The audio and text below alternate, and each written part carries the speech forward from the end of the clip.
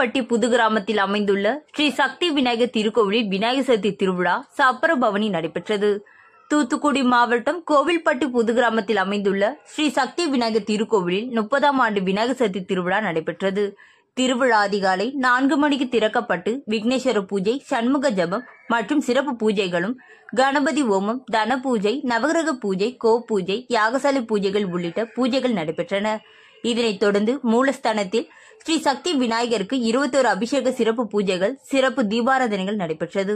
திருவிழாவில் முக்கிய நாளான இன்று ஸ்ரீ சக்தி விநாயகர் சப்பர பவனி நடைபெற்றது.